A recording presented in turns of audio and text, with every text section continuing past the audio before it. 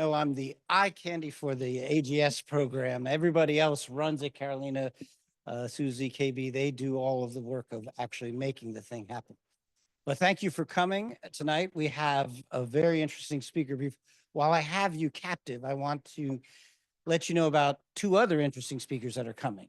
On Wednesday, former Deputy Secretary Ambassador Wendy Sherman is coming. She was the Deputy Secretary of State under President Biden until just a year or two ago, and has a long and storied career in American foreign policy.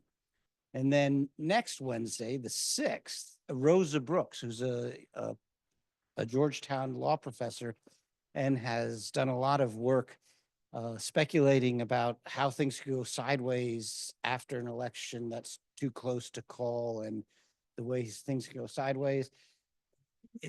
I don't know if I can motivate anyone to be interested in that topic. It's hard to, these are wild, speculative hypotheticals. How could anyone imagine a situation? But if you have nothing else to do, come on November 6th and hear Rosa Brooks's analysis of how that might go. But you came to hear Elbridge Colby bridge to his friends, and you made a very wise choice. Now, Bridge, welcome to Duke. Great to be here. Thank you, Peter. So I want you to begin by talking a little bit about, your biography and how you got to the position you have now, because in some ways you're like doing exactly what every foreign policy nerd wishes they could do, that they are the idea man behind somebody who might be in a position of great influence. How in the world did you do it? And as I understand it, your recommendation is first room with the New York Times columnist. Is that in college? Is that the first step in the grand strategy? Bridge. Well, thank you, Peter. It's wonderful to hear. Thanks all of you. Yes, that is a good decision. Although I would like to point out that my good old friend Ross Dowd, that he did make me a character in his first book. So I feel like I paid as well. I did my part. A good guy or a bad guy? It's okay. I know he got a little. That's what I meant. He got a few shots in, so it's okay. Probably deserved. But yeah, I mean, I think. Well, thank you. That's very kind of you. Yeah, I mean, I see my role now as really more. I have no idea what will happen to me in terms of jobs and so forth. But what I'm really trying to do is try to push American foreign policy in a direction that I think is more realistic and more prioritizes the top challenges in the interests of peace from a position of strength. How did I get there? It probably looks from my bio more linear than it really was. So my advice is national security and foreign policy is a field with high barriers, as you know as well. Obviously, the security clearances, for instance, but also it's kind of we were joking as I came in. Peter was saying that I'm younger, and I would say, well, I'm younger in the world of foreign policy. I'm in my mid-40s. In technology, I'd be gray beard, and put out to pasture. So it's all relative. But I think don't get discouraged. Understand that it can take a while to break in, and that it can pay off. And I mean that sincerely. My first job with a great guy who's still a friend and mentor, but was in the Budget Bureau, which is not what I had dreams of being absent, and there I was, sort of looking at the State Department numbers, and not exactly what I was hoping to kick off with. But you got to get started somewhere. And then I think it would be, and this sounds a little corny, but I think it's true. The world's a very competitive place, so find out what you are best at and what you can where you can contribute, and try to focus your efforts there. I remember I was in law school, and again, it's kind of like don't take my path. It's sort of not the straight one. But I went to law school, and I sort of realized I probably didn't want to practice law. And I thought to myself, well, I'm what should I do? And I would think about national security policy while I was running or waking up, having my coffee, and it's kind of tough to compete with somebody who thinks about stuff like that just sort of on your own. And then I decided I'll figure out how I make this career path work functionally, especially because as a Republican, I've been out of government, for most of my most of my career. So I think that's sort of That's something to think about. I would say, I think, Can I just push you though Yeah. first? Because before you went to Yale, Yeah. you went in and, I mean, you graduated in 2002. You're not a supporter of the Iraq War, but then you go to Iraq. Yeah. So explain Well, I mean, that. that was more, and I don't, I wasn't lighting myself on fire outside of the Secretary of Defense's office. I just didn't think it was the right policy for America, but I also thought, well, it's happened, and, I never questioned President Bush's intentions or his moral intent. I questioned the wisdom. And, once you're in there, I didn't think like being there, once we were there, I thought it was best, as I think you played a very important role in trying to make the best of the situation, what everyone thought about going in there first. But I was able to find, one thing is if you can get involved in government commissions, their government commissions are always popping up. Most of them pass without too much effect or fanfare, but they're a great way for people who are relatively junior to get experience and credibility. Because career people don't want to go there, and it's sort of uncertain, and they've got 2 kids and a mortgage. But if you're 26 or 23 and you just want to work hard and you're interested in the topic, there's a lot of government commissions out there, and I think that's an important thing to think about. Well, the other thing I'm going to say, if there's anyone out there who wants to work for you, they should send me their resume and I'll pass it on to you. Because you mentioned mentors, isn't there also like you look up and people are helping pull you up, you look down, you're helping pull people up. Well, yes, absolutely. And without any presumption, I welcome, people who are, I really try, actually, a lot of it's informal, but I try to find people who are, obviously smart and hardworking and all that, but also are aligned and have a similar perspective. In fact, a lot of the people who I kind of formally work with have come to me through just Twitter, for instance. People who were saying similar things and knew what they were talking about, and we'd start, and then we maybe do a project together, or we just keep in touch, or other things. So still on Twitter, or are you now on Truth? Or I should get on it. Right. I am on Twitter though. But hey, Elon's there. So okay. We're Okay. So it's 2015 and you get on the SS Jeb Bush, like me. That's before when he had $100 million to spend and everybody knew he was the juggernaut. Unlike me though, after when he leaves, you join the Trump campaign. So talk, or at least align yourself with that, and are thus in a position to go in. You don't sign any of the letters that say you're not going to go in. So talk a little bit about that calculation, because that's a big jump from Jeb to then on Trump. Look at my written record. I went back and I reposted something I'd written in 2010 on foreign policy, criticizing something that Danny Pletka and Tom Donnelly had written at the time, and it was it's pretty much exactly what I'm saying now. Remember that Jeb Bush, and you probably remember this, that Jeb Bush was by common assessment understood to be the more realist brother, more like the father. Yes. And I had actually interned on George W. Bush's 2000 campaign in 1999, and remember that George W. Bush in the year 2000 was running on a more humble foreign policy that was not in favor of nation building. So I based on the information I had at the time, and it was very disappointing. And as you left out the part where Jeb Bush actually did not invite my services. Yes, you can go there if you want. Which were, I think, I honestly, and with respect to Governor Bush, I think was probably based on his.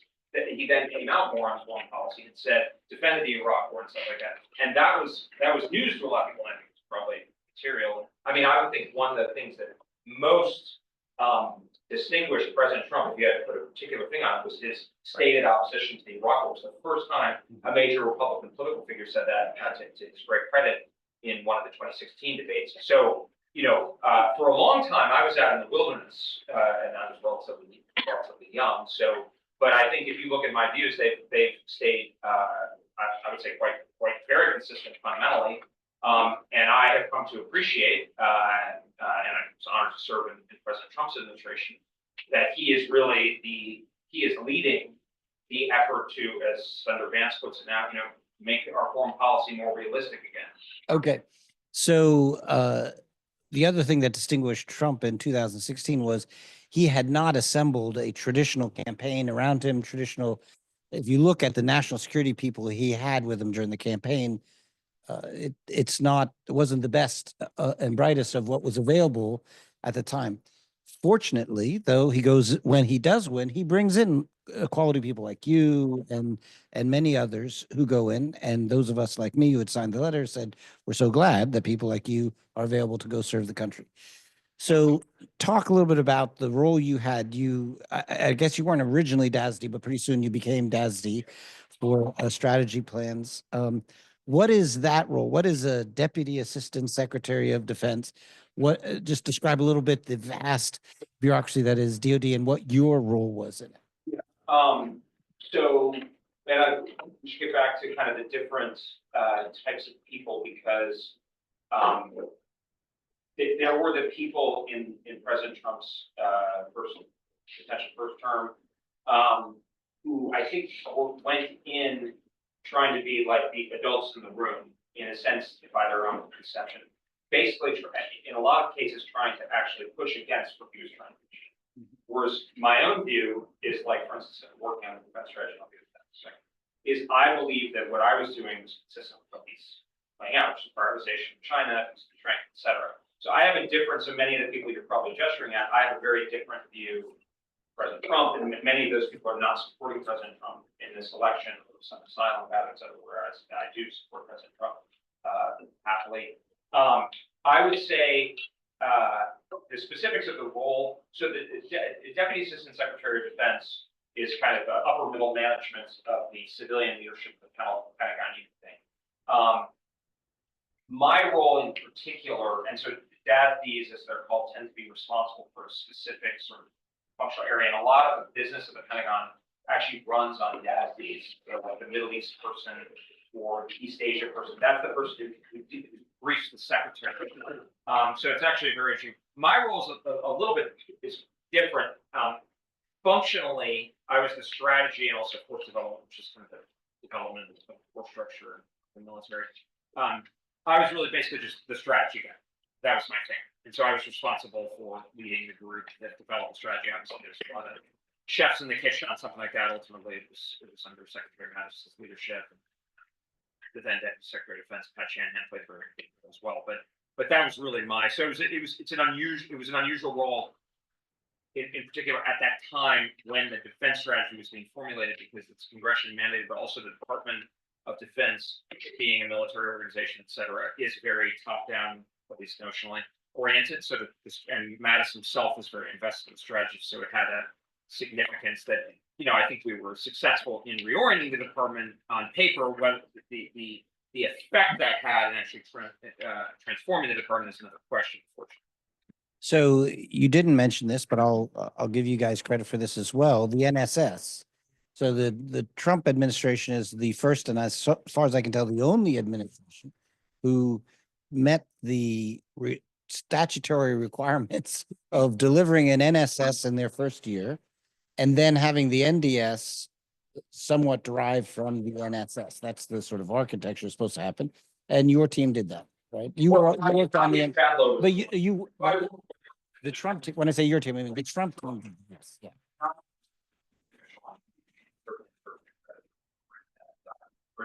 There's a lot I agree with in that document. There are some important differences between the national security strategy that she led and the national defense strategy that I worked on, that are actually visible in Nadia's recent article on foreign affairs and of General Master.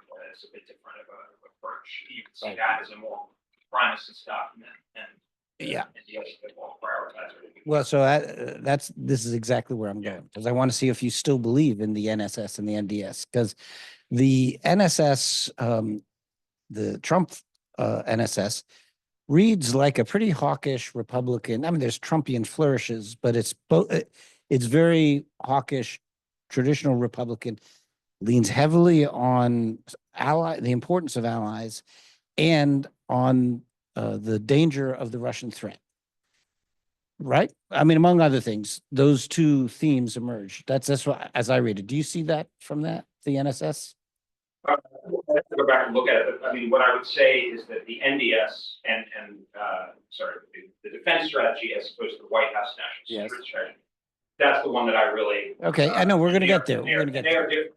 But the NDS likewise heavily prioritizes allies Yeah, so once, and identifies China and Russia together as threats. right, so. So talk to me about that, because that's different from where you are today, I think. Yeah, but so it's an important thing, and this is, I'll be a little conscious how to talk about this, but if you want to have a sense of what remember that the actual defense strategy is not a public document.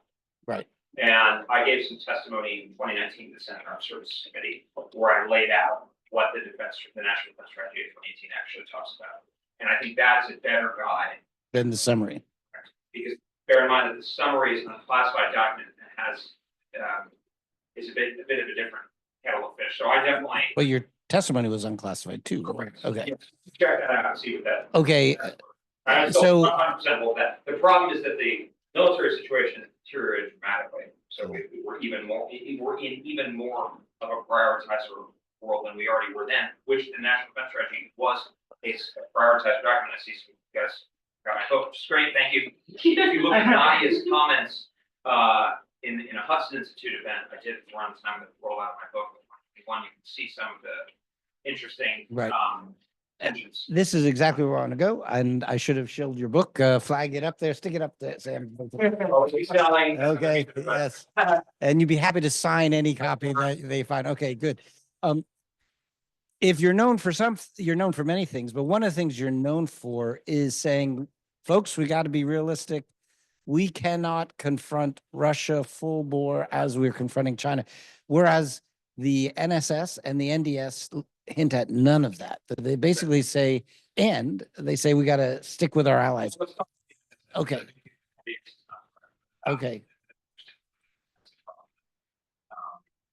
But well, it's an objective fact based on the term defense opposition that we cannot fight a large scale war with both Russia and China Yes. at the same time. Right. So the force planning construct, so to speak, which is basically like the model that the Department of Defense builds to recognize that. And interestingly enough, when CAPEX, the current Deputy Secretary of Defense, rolled out the 2022 defense strategy, which is largely the same, as I understand that, but she said this force planning construct is basically the same. Mhm. So the problem with like the Pastor's point of view is that they recognize, as the National Defense Strategy Commission pointed out just a couple months ago, the parlous situation of our military, but then ask us to act as if that doesn't happen.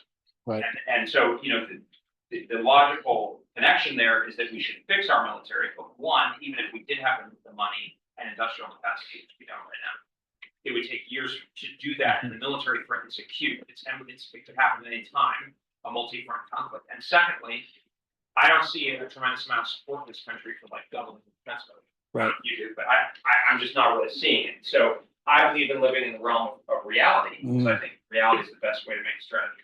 Right.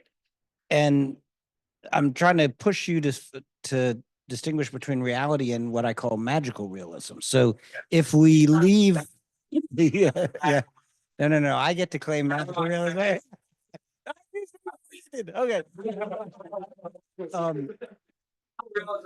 Everything's Yeah. terrible. Oh, we're gonna double spending. Everything's gonna be fixed. That's magical realism. Fair enough. Magical realism is saying Russia is a big threat, which the NSS, NDS says. Russia is in cahoots with China to try to be revisionist and disrupt and be a challenge to the US.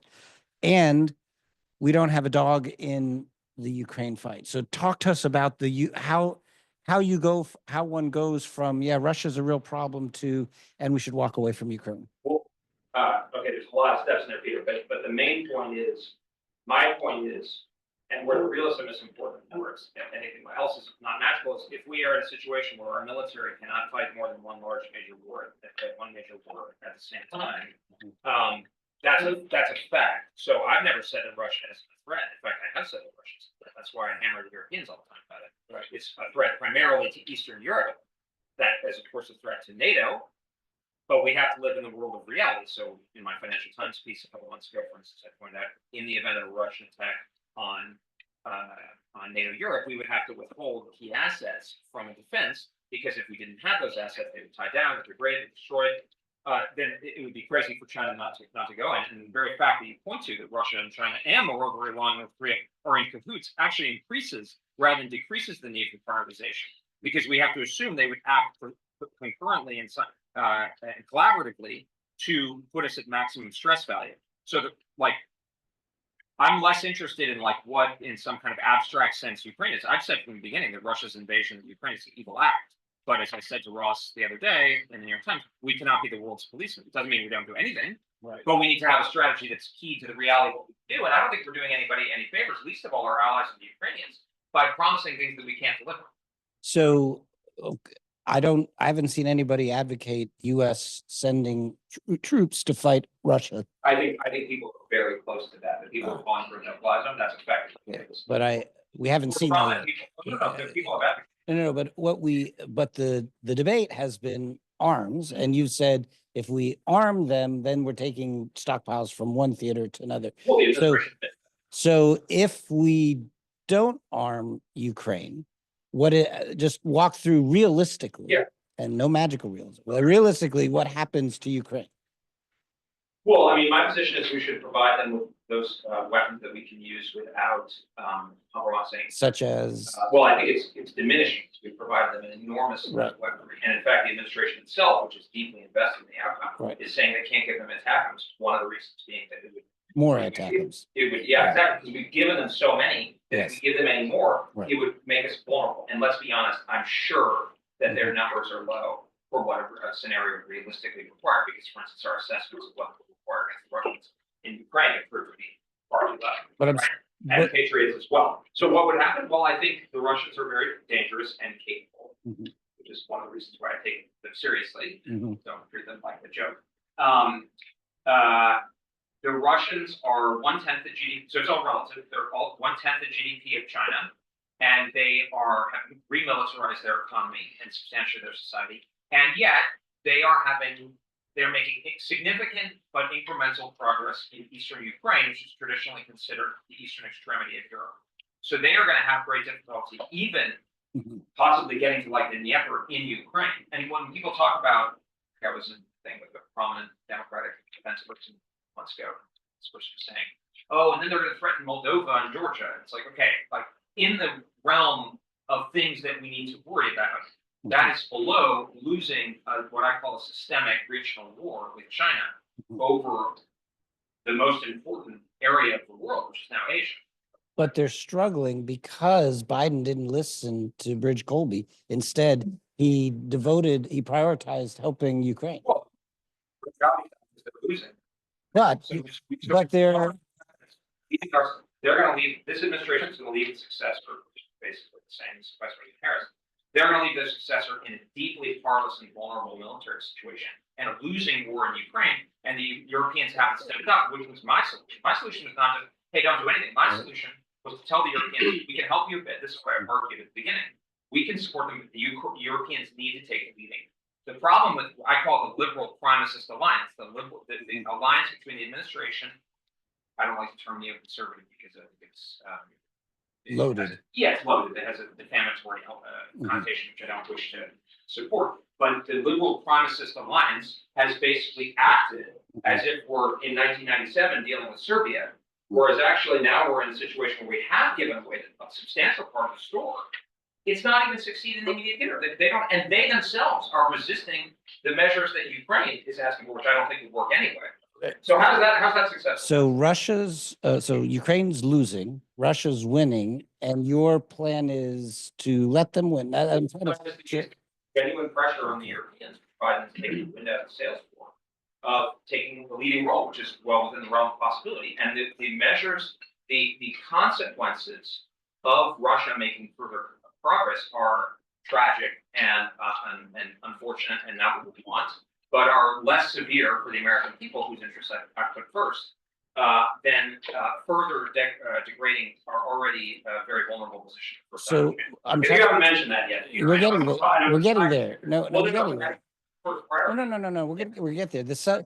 I'm just trying to figure out what's a sustainable situation in Ukraine, because it feels like if we abandon Ukraine, then that's not a sustainable position. Ukraine is going to collapse and you got chaos. We know that Ukraine collapse. I think we know that. I thought you said they were losing. They don't lose it, Okay. but like, you can lose relatively and not lose, like, I mean, the Russians are in the Donbass, right, which is like 3 or 4 provinces in the east of Ukraine, which is generally the area that's considered to be closer to Russia. Obviously, Ukraine west of the Dnieper is like more Western oriented. So exactly, I don't think it's by any means assumed that even if there were significant reduction in support, that Ukraine's state would collapse. That is a possible outcome. Although the Poles and the Romanians are now spending considerably more, particularly the Poles, they're going to spend above 5%. The Finns are spending more like 2.4.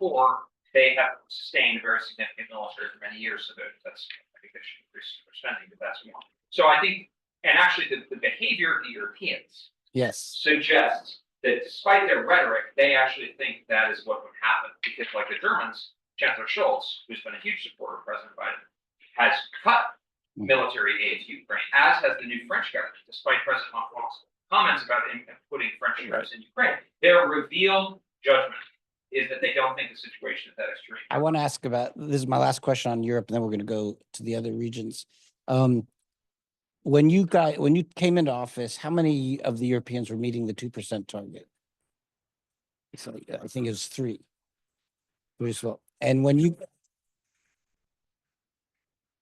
but it's 2. And when you left after tremendous effort, I mean, this was a central priority from the president on down to get them to do more. What was the number? It was 6, I think. What's the number today? It's 23. So this is. Did it have to take a major war? It probably did. Yes. Yeah. To wake up the Europeans. Yeah. No. But what the point is, I think that illustrates one of the insights of previous administrations, which is that you get other people to do more when America does more. When America does less, other people do less.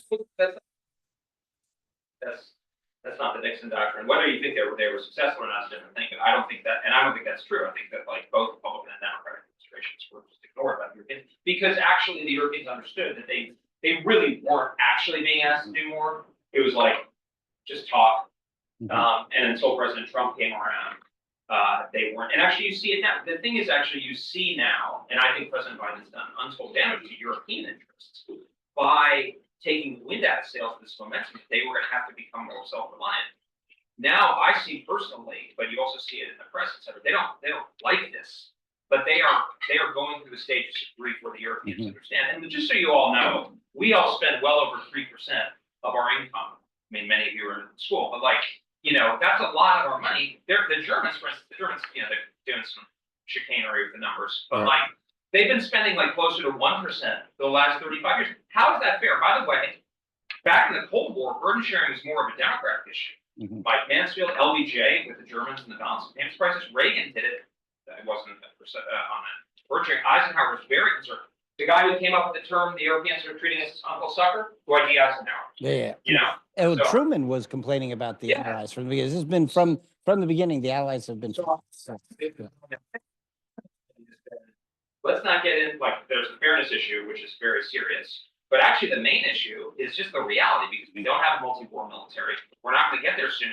So how are we doing the Europeans a favor by pretending that we did? That doesn't make any sense. Okay, let's move to the Middle East, because that's the area where I would have thought your argument had the most traction, right? Because every president since Eisenhower has been trying to get us out of the Middle East. So if someone comes along and says, we're overinvested in the Middle East, we got to come home, everybody says, amen. But in your recent interview with Ross, you said, well, Israel is different from Ukraine. So you were willing to downgrade with Ukraine, but less willing to downgrade with Israel, even though it strikes me that some of the arguments are all the same, like the weapons we're devoting to Israel could have been in East Asia, et cetera. So walk through the logic. Why is Israel different from Ukraine? Relationship is built on a formal treaty ally, but I think we all understand Israel is very close ally. And I'd say that I've been on the record repeatedly, including in my book, saying that Ukraine should not be an ally. So, and so I think that's a clear difference. By the way, my view is not like just pull back. and kind of hope for the best. Speaking of history, it's somewhat more similar to like Guam doctrine, so-called Nixon doctrine, which is to find and empower. This is why I reject the canard. And I don't speak to President Trump or anything, but the idea, my proposal is that instead of saying that Trump advanced, et cetera, or anti-allies, different kinds of alliance relationships, more like a partnership rather than dependency, which is what Eisenhower and Nixon were talking about, by the way, which is also just common sense, which is, we don't just like skedaddle and then still like lecture people. This is part of the problem, but I think the Biden-Harris administration is, first of all, they have unrealistic expectations for what can be achieved in the secondary and tertiary theater, which is, Jake Sullivan bragging about how stable the Middle East was and Europe, et cetera. And it's like, look, my view is the Middle East is going to be a tough place for the foreseeable future. But the reason we have to focus on Asia is not conditional. It's not going to be conditionalized based on what happens in the Middle East or Europe. And so they should know that. And the point in the deal, and I made this point in the Times of Israel about a year ago, because we're interested, and this is the same argument I made to the Poles, same argument I made to the Germans, the Europeans, the Indians, is we are going to have to economize. We're going to have to focus on the primary theater. But the deal is we will help you politically. So that's one of the things I really emphasize with Israel. Instead of this constant passive aggressive nagging on the Israelis, we support them. And where possible, without compromising the priority of the First Island chain, we support them with weapons. That is more capable because a lot of what the Israelis are doing is like short-range air-to-ground, these kinds of things. But there are trade-offs. And then I would say, but as Senator Vance said over the weekend, we cannot afford to get enmeshed in a large Middle Eastern war. And I support, for instance, pulling our troops out of Iraq and Syria, for instance, because a lot of the times they just function as targets and hostages to the Iranians, effectively. And we've got to we got to understand. And by the way, if you go back to like what we were doing with Israel in the 70s, in the 80s, that's quite a similar model. So I think that's a workable model. I think then you elevate allies that are not that are like just yakking and get together with us at G7, like Germany, Canada, New Zealand, these kind of countries. Instead, you look at and you don't insist on total uniformity. You find countries that are serious, self-reliant, and capable, and are willing to take more responsibility, and then you back them up. Who are they? Well, Israel, India, Poland, South Korea. Those are compelling countries, and that's a different model of partnership that, by the way, I think is, as the term is used these days, as a platform, common sense. I know we're not supposed to presume on outcomes, but I'm willing to go on a limb and say you're not going to be ambassador to Germany, is my guess. Yeah. I said this the other day, Biden is getting an award from Germany. And I was like, anybody who's getting an award like that from Germany is not doing the job. The person who goes to Germany should be a difficult job. It shouldn't be just like a fun time. Same with Japan, same with the AIT person in Taiwan. On Israel, THAAD, was that a mistake? I think that is a hard case. Look, I support helping the Israelis. Explain what that is for them. That's a defense system.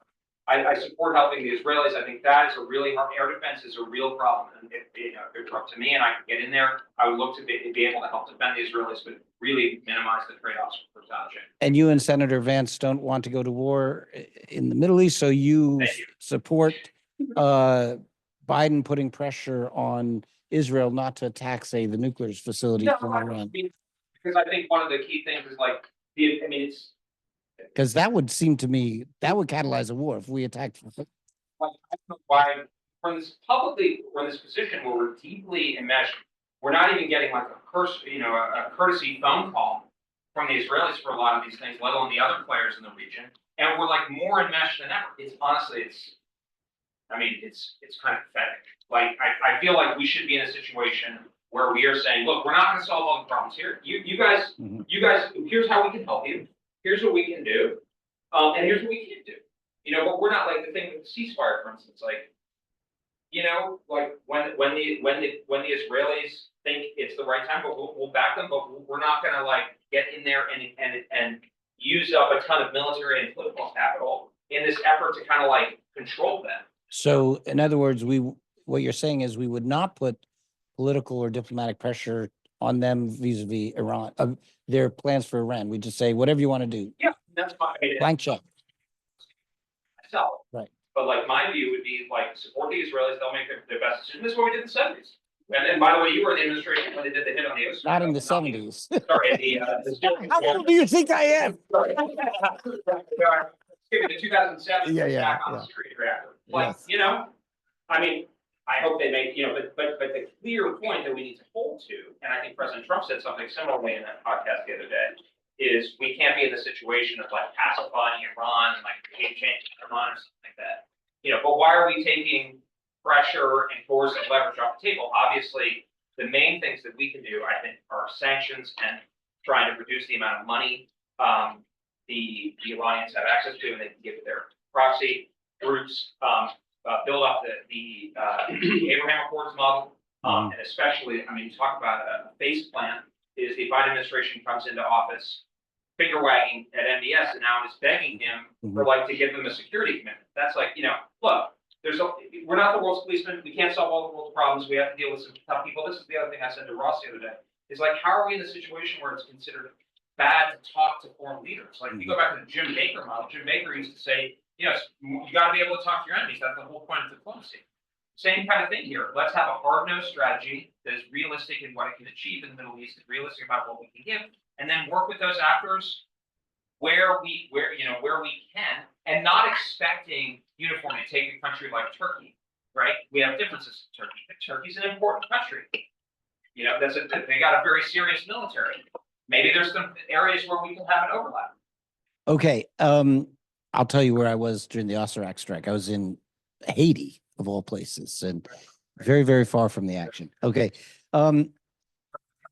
Yes, exactly. Okay. You've been unstinting in your critique of the Biden Asia policy. Okay. Well, So I was going to tell you, which of the following Biden initiatives in Asia do you dislike the most and would urge Trump to overturn first? AUKUS, the additional base access agreements with Japan and Philippines, the improved coordination with the Quad, and the better U.S. ROK Japan consultation. Which of those is the worst?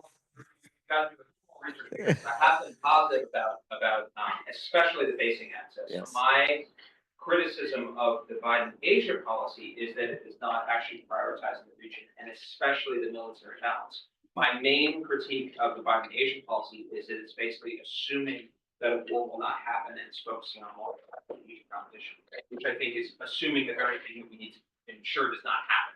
So the most important thing that is happening in what you talked about is the posture stuff, which has been led by the estimable Eli Ratner in the Pentagon. That is very important, and that needs to be accelerated and expanded. The other ones are AUKUS. well, if you look at what I've said about AUKUS, as I was telling Peter Bircher in the Sydney Morning Herald about a month or two ago, I'm an AUKUS agnostic, not an AUKUS atheist. Again, if you go back to show me the goods, show me the beef kind of thing. Where's the beef? We need these initiatives, and I'm a little bit more not skeptical, but the other two. Let me frame the entire thing. I think the Biden administration's policy on the whole has been a kind of song and dance show at the political level, rather than basically understanding that in practice, Asia is the economy and the post theater. And they have been trying to make a good show at the national political level, international political level, rather than delivering on the military balance, which is what our defense strategy said and their defense strategy said. And my concern is that the things like AUKUS, the Quad, and the trilateral with Japan are not bad. In many respects, they are good, except insofar that they give a false sense of security. And you can see Rahm Emanuel and Kirk Campbell talk about it. They are boasting about what it does, but if you look under the hood, there's not much there. Take AUKUS. I think AUKUS is good, and there are reasons to think that AUKUS could pay off. But if we fight a war, God forbid, in the next few years with the Chinese, we can't afford. We are in what's called submarine bathtub because of decisions made in the early '90s, which were understandable, I guess. But like, we don't have enough attack submarines, and they're incredibly important, and we're going to sell them. You know, now there are reasons to think that based on the Australian investments, some posture issues, that it could make sense. The Quad, I don't think the Quad does that much. In fact, and the other thing, and I'm a little more delicate or sort of conditional on this point, but Quad, AUKUS, and the trilateral agreement are contributing to a perception in Beijing that they are being strangled, which is a term that Xi Jinping uses and used directly to President Biden, President Xi. So what? And the problem with the trilateral with the Japanese and the Koreans, I said this when I was in Seoul a few months ago, is what is it? it's not necessary for us to ensure rapprochement Mhm. between Seoul and Tokyo, given the very fraught and difficult issues, and that they're not necessary for an effective military defense of either country. And it wraps us up in a politically demanding way on something that is not really strictly necessary. So my view is, and I laid this out a couple months ago in the National Conservatism Conference, is we should have a speak softly and very big stick approach, which is, as Senator Vance has very ably laid out, husband our scarce military resources to deter war on the first island chain, and at the same time couple that with a message to Beijing that there is a plausible route forward and modus vivendi with the United States that makes peace a better option than war. So I was surprised by the Quad because a few minutes earlier, when you were listing bad allies, Germany, and good allies, you put India there. Yeah. I thought, well, what has India done besides the Quad? That They're fighting. They're killing PLA troops in the mountains, man. That's not anymore. They just had an agreement at the BRICS So to go the other way. Indians are actually, like the Indians are the kind of ally we need. Like not technically an ally, but like basically pre-1914, since they are. That's the most surprising thing I've heard you say. So Well, explain this to me. Yeah. No. It's all in there. It's the Indians are as the I wish we could borrow him certainly right now. External Affairs Minister Shankar of India. Yes. He's written a fantastic book called the Delhi Way, and then he wrote a great piece recently called Bharat First. With Bharat, that's what they call India. So it's India first, and it's like, well, okay, there's a country that is unafraid to pursue its national interests and is not going to pretend that we are going to agree on everything, but for instance, Russia. And I don't expect them to because their circumstances are different. But what they do is they don't want a military commitment. They don't want to be a dependency. They wouldn't give us the privilege of being dependent. And I was like, that is the kind of force that we need. We'll still see what exactly Prime Minister Modi and President Xi agreed to. My sense is this, dealing with the Indians a lot. They understand that the China threat, which they call their top threat, is a long-term, similar to the kind of approach I have, which is we do not want to unnecessarily aggravate China at every turn. And this is what differentiates my position from that of, say, Matt Doctors, is this is not a full-on, societal, existential, everything. This is a very dangerous situation where they pose an incredible danger to us. But I believe we can avoid war if we intelligently scope what it is that we're seeking vis-a-vis Beijing and are strong in so doing. And I think the Indian position is very similar. And by the way, whenever I go to India, kind of like maybe once a year in the last few years, whenever I get on my high horse about China, they're always like, "Hey, don't lecture us about China. You're the ones who caused this problem." So you said China poses a very great threat to us. How many Americans want to die for Quemoy and Matsu? So talk to me, because it seems the logic that if we don't care about the Central Asian heartland, Ukraine, and you want us to downgrade and hands off in the Middle East, why would we care about Taiwan? Yeah, because it's not about Taiwan, it's about China dominating Asia, which is, and if you go back to Nicholas Spike and Japan, and I wrote this in my book, it's about China becoming essentially a hegemonic power and being able to dominate us. And so, my favorite example is, we all have views, I'm sure, on the regulation of speech and social media. I'm big in free speech, but not everybody is. But we all sort of assume that we will be able to determine the future regulation of our media environment in this country. Now, China's the dominant power in the world. That's not going to be the case. Effectively, the largest companies are going to be Chinese, and the regulators are going to be in Beijing. And I don't want to live in that world. Doesn't mean we need to dominate China, and I think that actually that is I think that argument is actually very persuasive, but not galvanizing, is the way I think about it. So if you look at Republicans, I think 67% of Republicans see China as the top threat. And in a sense, they actually see it in the way that I think it really is a threat, which is not that they're going to Red Dawn style conquer America, or dating myself here, but they're actually, it's going to be a kind of hegemonic economic political influence or dominance. So the argument that I try to connect to is like, and this has been the task of U.S. foreign policy and politics, with the exception of the unipolar era, since the First World War, but certainly since the entry into the Second World War, is in order to avoid that outcome, given that Eurasia, certainly now Asia, is where most market power is concentrated, we have to prevent the Chinese from dominating. So Quemoy and Matsu, I'm not particularly worried about, but the Taiwan itself, the island of Taiwan, is important, although it's a conditional interest. But really, it's not about Taiwan, and that's why I never talk about Taiwan's status as democracy as much as I admire it. It's that Taiwan is important for our military defense against a China dominant Asia and the cohesion of what I call the anti-hegemonic coalition. So let me just push you on that, to make sure that they heard you. So you're basically, the only reason we care, not the only, but the primary reason we care about Formosa is it's the unsinkable aircraft carrier. It's that It's argument. closer to the, I mean, I don't want to die. Right. I don't want my kids to die. I don't want to ask anybody in here to die unless it's something in your interest. Now, that interest is an enlightened one that should also, apropos of what I said about India, overlap with the interests of other people. But I don't think we should, I don't believe in being in business of asking Americans to die for somebody else's, look, if people want to volunteer and serve in the Abraham Lincoln Brigade or whatever, I guess that's their prerogative. But like, in terms of the use of the American military, I'm a fan of the Weinberger Doctrine under President Reagan, which was to have a strong military, which we would use for discrete purposes and use overwhelming force, which, by the way, has been restated in this year's Republican platform as to have a strong military use sparingly. But I'm trying to get at what that would mean for Taiwan. So why would we defend Taiwan? Is it's not the democracy piece and it's not the chips piece. Okay, so when Vivek on the campaign trail says, once we've got our own TMSD, we're going to forget about Taiwan, which strikes me as a plausible. If you're already buying the argument that we don't need allies, that why would we stick with Taiwan? I mean, why would we? Yeah. And if we're complaining about the Germans for their defense expenditures, how are the Taiwanese? Okay. Yes.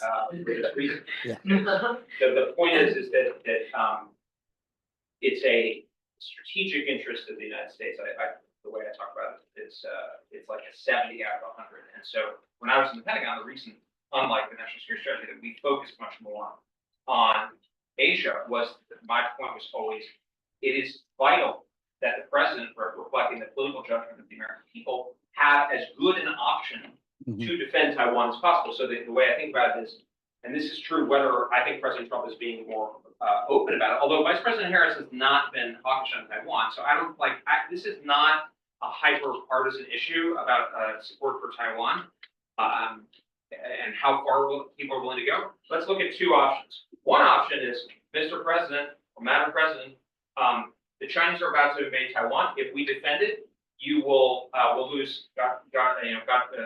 Terrible news, but we'll lose 200 people, lose a few ships and aircraft, and you will crush it, and you will be a great victor, and you'll have to take the rain down 6th Avenue or wherever.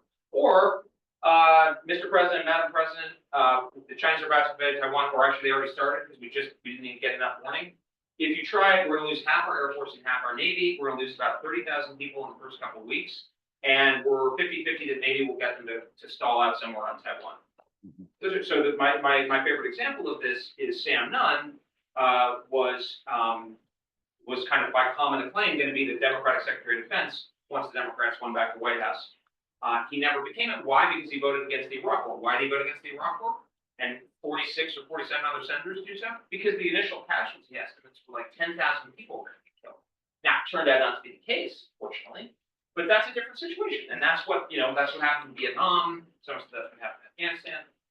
We have a limit, and that limit, and we should be upfront about that limit and tell our allies. And so the key thing is for our allies to know that and to be able to arm up. So they put themselves, as I wrote in the Taiwanese press in 2019, America will help those who help themselves. Obviously, that's a moral argument, but it's also a very practical argument in the sense that the stoutness of the Taiwan military is going to be very important. How costly and feasible it is for us. Right, and that totally neglected. Exactly, that's where I wanted to go. Except recently. So this is where I was going to say, shouldn't the Biden administration get credit? Because under Trump, Taiwan made no progress significantly in their arms. It's under Trump under Biden that you see Taiwan finally doing what both parties have been begging them to do, which is get out of but the type of thing that they're buying is that's the difference, right? Because they've been spending a lot of money on show show ponies, not the workhorses. That's been evolutionary change. Yeah. I mean, that's another area where I think and there was the administration just announced the package yesterday that includes May stamps and stuff. So that's again, Yeah. things where that's good, Mm-hmm. but it needs to be dramatically expanded and accelerated. And the Trump-Vance approach to allies is the right one, because the problem with the Taiwanese, as I see it, is that they are wildly over-reassured in a way that definitely doesn't help them. I mean, common sense indicates, and I've seen it in Washington, I've seen it in people, the support for a costly defense of Taiwan is very soft. So they Exactly. need to know that Exactly. Yeah. So Yeah. how are we helping? You know, I was critical of Governor Haley when she was over there, saying, "Oh, Taiwan's doing great." You're not helping them. When I was over there, I said, and this is what Americans should be doing. I said to the president-elect, I said, "You are on a knife's edge," which I think is possibly generous, because I think, including I've heard, senior Democrats, let alone Republicans, say, "I don't know about that, man. That's a tough one." Right. Well, and I'm with you entirely, because I think on this point, which is that, yeah. No, I think that Trump is very credible in persuading the Taiwanese that he'll abandon them. Right. I think that is the condition. I mean, I actually did a paper a few years ago. It's on the Marathon Initiative website. And I'm speaking for myself on this stuff, but like on strategies for burden sharing. And this is something actually when I was in the Pentagon, I tried to encourage people to work on. But there was a lot of analytical and scholarly work on burden sharing for the Cold War, and it completely went out of fashion. Basically, I think Glenn Snyder wrote something in the 90s. But basically, because it wasn't really a problem for us since we were so powerful. And that's something where we need. So I think the conditionality, like the threat to abandon, is of course the most intuitive one. It's a bit of a blunt instrument. I think there are other things, like for instance, I actually ended up not participating in it, but I don't think we should give Taiwan a free trade agreement. I think, and I do this with the Canadians too. Of course, there's linkage. Yeah, like if you're not meeting your defense commitments and you're putting Americans' lives at risk, I'm not going to give you like a goodie. Like for instance, Canada, just to pick up on that, and I got this idea from a Canadian politician.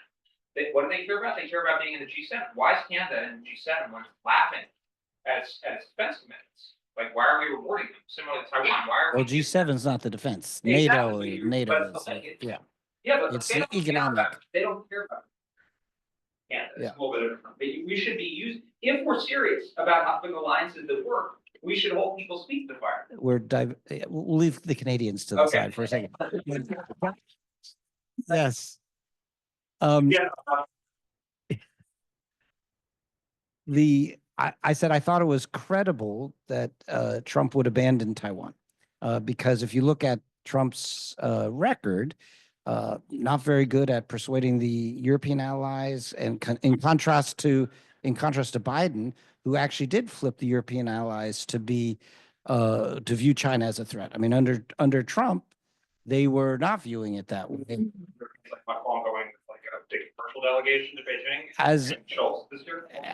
those Europeans, and that in February of 2020, Trump was willing to throw over his entire trade leverage for some soybean deals. Remember, this is the February 2020. So he's exact. Wait, but you said it was bad when Macron did it. Okay. Yes. What I'm saying is, I'm not actually, I don't begrudge the Europeans. I've said this repeatedly. I don't begrudge them, but we shouldn't be expecting the Europeans to behave in ways that they're not going to, and that would not be in their interest. We should craft our strategy based on a realistic assessment. Right, and they've reassessed their posture with China because of China's support for Russia and Ukraine. That's the change. We don't need to credit Biden for that. We can credit Putin for that. Yes. And they put the partial EV. Yes. The most significant thing is the partial EV tariffs, which of course were directly in their interest, because the Chinese are about to dump massive amounts of EVs, consuming their automotive industry. So, but if I'm Taiwan, why would I think that Trump would defend me? Because I believe he would throw me under the bus. President Trump was making a common sense argument, which is, I'm not speaking for him, but what he said is, Taiwan should be spending 10%. They got it. It's the apple of President Xi's eye. Yeah, and Taiwan is vulnerable. All of those things are true, absolutely true. And he's communicating to them that they need to do their part in the defense And then they have him shut. And he's, by the way, sticking to the traditional policy of strategic ambiguity as to whereas President Biden violated that four times. Yes. And then had to get walked back by staff, and then didn't say that to President Xi when they met in California last year. So to me, President Trump's approach on this is like just common sense, which is actually doing this again. It's doing them a favor. And I think we may start to see some response from the Taiwanese. The Japanese are a similar situation, by the way. So, but I'm still trying to understand why they think, why would Taiwan believe that Trump would defend them when he would, if she cut him a deal, he would take that deal, right? Isn't he? You said that he's very much a deal maker. Why wouldn't he take the deal? What is an essential? Yeah, so like the mechanisms of like giving up Taiwan, like Kissinger tried to give up Taiwan before, like you have to still have to pay because they wouldn't voluntarily do it. So I don't think there is really and I don't favor a G2. Well, yeah. But why wouldn't they, if they don't fully believe it? Well, a couple things. One, President Trump hasn't said he's not going to defend Taiwan. He's maintained a position of strategic ambiguity. He said these people need to step up, and it's, he expresses it in his way, but they need to do their part to make it make sense for us. That's what I take it. Moreover, and here's the bigger problem about Taiwan. Why do they have to be convinced to defend themselves? I look at like the Israelis, and the Prime Minister Netanyahu says, you're going to take this country out of our cold dead hands. Like, that is the kind of attitude we want. So the Taiwanese, and this is one of the great frustrations with the Taiwanese, unlike the Koreans have a very serious military. They have 18 months of conscription. They have a robust defense industry. They spend 2.8% after having spent like a very high amount for 70 years, right? That's a serious country. Taiwan, they're basically like, we are scared that you won't defend us. Well, how about, if you care about your freedom so much, which they're constantly talking about, Right. Li Kim Chao and Joseph Wu, they're always going on about freedom and democracy. If you care about it so much, I would too. Why is it ridiculous to spend 10%? Right. So I'm hearing all this and I'm thinking, if I'm a Taiwanese, I say, this guy doesn't have my back. No. This guy meaning you guy, yeah. If I do my part. But this guy doesn't have my back if it's going to mean getting a lot of Americans killed in futility. That's my position. Right. Which is like, how does anybody disagree with that? Do you really disagree with that? Do you think we should send our military in and get it chopped up in a futile effort? No, I think allies do more when we do more and they do less when we do less. Finding in GDP terms. Well, the Taiwanese face a different challenge, which is the yes, yeah, that exactly. And so if you're going to take that seriously, you might say, well, the Americans going to walk them off. It's a very rich country. Yeah. And you think abandoning them is the way to get them to do that? Because I don't want to abandon them. Repeat the point. Yeah. I'm telling them they need to do their part because they will be the ones who will be at fault if we have to abandon them. Right. Right. Because they haven't done their part.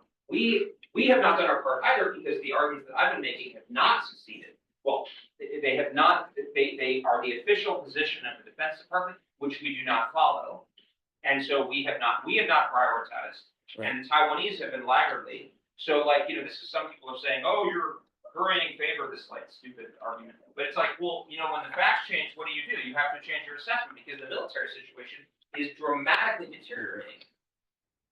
So, like, I'm not going to ask the American people. I would not recommend asking the American people to lose lots of people in a futile effort to defeat the Chinese invasion of Taiwan. I would recommend asking the American people to do that if we have a good prospect at a reasonable cost. Where did you get the number 200? You said only 200 Americans. Okay. It'd definitely be more costly. Okay, I was going to say, because if you have a strategy for only 200 Americans dying, okay. We could have done that 25 years ago, but now no. But I think I'm just making the point so it's like start with a yes. Or strawman. Yeah. Okay. Yeah. Or magical realism. Yeah. Okay. We're running short on time. Japan and Korea, we haven't gotten to there. What is their role in the U.S. sort of counter China hegemon strategy? Both are very, very important. And it's most important because of its size and economic sophistication and its position. Are you worried about the recent elections? Should we worry about that? I'm just more worried about Japan. Japan is taking a victory lap and it's woefully inadequate. because Japan is, trying to get applause for going to 2% by military spending by 2027, which is the year that the Biden administration says Xi Jinping's instructed Chinese military to be ready. And of course, military spending, especially in a country like Japan, wasn't demilitarized, it was like quite under-militarized. They need to spend a lot more. Like Pistorius, the German defense minister, said Germans might spend 3.5 to 4%. If you're South Korea and you've kept up high levels of spending for a long time, or Finland, you can spend below 3% because you've got the economies of scale already built. So Japan, and the Biden administration has a political incentive to claim this as a victory, whereas it's wildly inadequate. If you think, as Secretary of the Air Force Frank Kendall is saying, the Chinese are preparing for war, obviously getting to 2% by 2027 is done. By the way, that's 2%, as I understand it, the 2022 GDP figure. So it's not even a real 2%.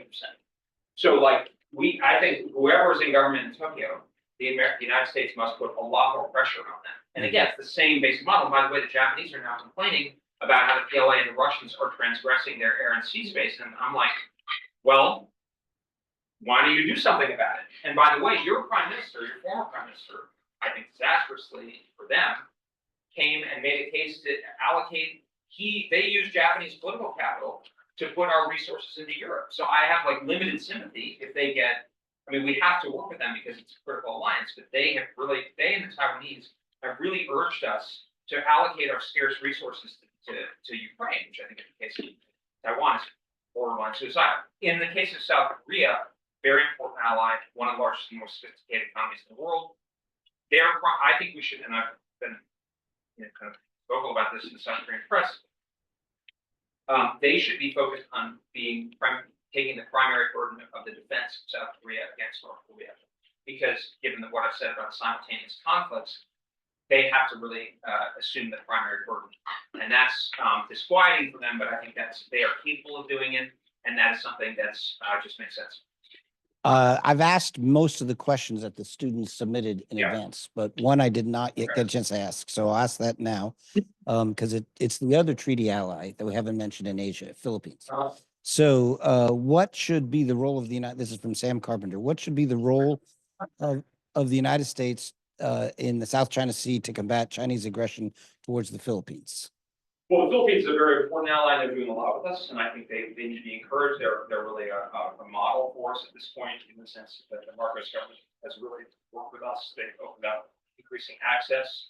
Some of the reports about missile deployments in the Philippines were encouraging. I also think they're trying to increase the capability of the Philippine forces. Obviously, given their status as a developing nation, it's a different story than Japan and Taiwan. But no, I think the Philippines is very important. I think the South China Sea itself, I don't have a brilliant solution, and I'm pretty skeptical there is one, because people have been very, very smart people.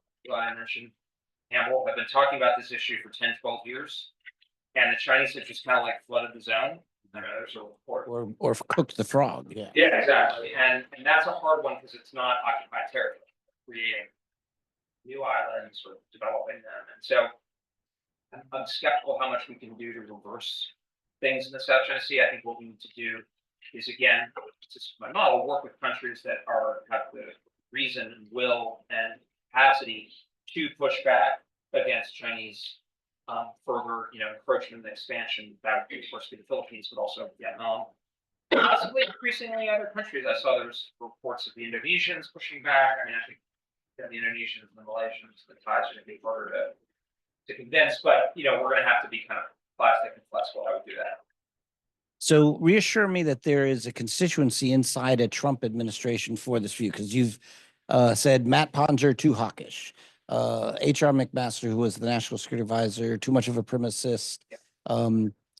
I've said Trump too much of a transactionalist, so he'll throw people under the bus for soybeans. So that leaves you and vice presidential candidate J.D. Vance. Is there more of a constituency? And the other place I'm looking for is Congress, right? Because all of the problems you've identified on defense spending, that's not an executive branch issue. That's a congressional branch. So reassure me that there's enough congressional support to do the Bridge Colby strategy and not not sort of stall out. I may not make an assumption about it myself. What I would say is the approach that I'm laying out, I believe represents a common sense, rational point of view or framework for addressing the problems that I think a Republican administration would be likely to kind of land on because, in a sense, within Republican foreign policy debates, I think and the FFT used this framework that originally goes back to the European Council of Relations. You have the promises to America should be the global hegemon at the extreme. And then the other side, you have the isolationists or strong restrainers, which is even more fair and less in the same tone, the same vein as neocon, not using that term. But in the middle are people, I think the prioritizers. I mean, if you look at someone like Mike Waltz, his comments in the Financial Times, Congressman Mike Waltz, who's very compelling, House Armed Services Committee, but understands the situation that our military is in, understands that we face threats, et cetera. But I think rather than kind of focusing on personalities, it's going to be like, and actually Congress, I think gets probably too much attention because obviously Congress, and I mean, sense respect for this members of the president, but remember that they are not the executive branch and the foreign policy is really driven by the administration. but the budgets, that's what I'm talking about. Yes. The budget, so, apropos why I disagree with like HR, Mike Johnson, Speaker of the House, looks like he'll, if Republicans win, will continue to be Speaker of the House. When he went to the Hudson Institute, which is kind of like the mecca of the more promises group these days, he said the number one threat to the American people is the national debt, and he did not call for increased defense spending. So, a lot of the people I think, my approach, I'm sort of shocked that it's not more common because I think it's common sense and it's like not rocket science. Like, it's like your point about transactional. I hope our foreign policy is more transactional. It has not paid off for the American people over the last generation. I hope we get more out of it. Better results than what we've seen over the last, certainly the last 4 years, but over the last generation. So I think that's like a feature, not a bug. And so I basically think that if a president, like President, and again, I don't speak for him, President Trump, Senator Vance, if this kind of approach of like common sense realism, strong military use sparingly, allies that pull their weight, it will draw, right? And then obviously in the Congress, you have a lot of people who you call, I think it's Robert Kagan and Bill Kristol's phrase, so I don't think it's negative, neo-Reaganites. But as Vivek, I think Vivek in his excellent debate with John Bolton had really, and also his comments from Mike Pence, we're not living in 1903 anymore, And so I think that's, someone like me, you have to reckon with, and any plausible administration is going to, just to bear with me for 1 second, any plausible administration, no matter what McMaster says, is going to be like, Mr. President, the Secretary of Defense and the Chairman of the Joint Chiefs are here. Here's the actual military situation over Taiwan. And by the way, even in our dreams, here's how much we could fix over the next 4 years, which is, not everything. Oh, wow. We don't have military that can fight multiple wars. Oh, wow. So a member of Congress goes on TV and says, oh, we need to, that's easy. But like where the buck stops, you mentioned Harry Truman, that's the reality. Mr. President, here, the Director of Office of Management and Budget is here, is building your budget for the year that's going to go to the Congress. The chairman of the Armed Services Committee wanted to double the defense budget, but that's, as somebody we were talking about, that's got no hope of getting to the right. So, and by the way, as part of your agenda, here's what else we have to take care of, et cetera. So, maybe we could have this, my view is hopefully there could be a material increase in defense spending, but that would need to be laser focused on the top problem. That to me is like, and then I think if you build it, they will come. And my impression is that young people, at least on the right, I don't know, not to sort of pat my own back, but like I think it's telling. I was at a thing over the summer, and this guy came up and he said, I'm going to brains, things like that. And he said, I just want to tell you that all the young Republicans think what you're saying is great. And I said to him, well, that's great because all the old ones hate it. And he said, that's why we like it. So it's like, if you build it, they will come. So you've almost persuaded me, but what you've left uncovered is the argument that that you started by saying we're going to make peace through strength, make America strong. Trump did 2 years of small defense budget increases, 2 years of flatline, and you've just told me that Mike Johnson, his speaker, is not going to prioritize defense spending. So really what you're talking about is make America content to be weaker. and be more realistic about it. It's not a great slogan, but you're saying we're going to be realistic about the fact that we're weaker. We're not going to we're going to hector allies, tell them to spend more, but we're not going to lecture them on human rights. That's closer to Vivex. Yeah. I know, that's what I heard. That's what I heard. Person Yeah. be strong and be able to, avoid unnecessary conflicts and having. I actually think, a Frenchman, I was trying to exit. You just got to start it again. I was going to exit. And I said, I think J.D. Vance has spoken about De Gaulle. I think we want allies who are also great and proud. And I think, what I'm saying is I'm not king of the world. I'm saying, given what the reality is, I think, hey, we spend almost $1 trillion on defense. I feel like we can get a decent outcome if we work hard at it. And I think peace is pretty great, Peter. Yes, I'm all for peace.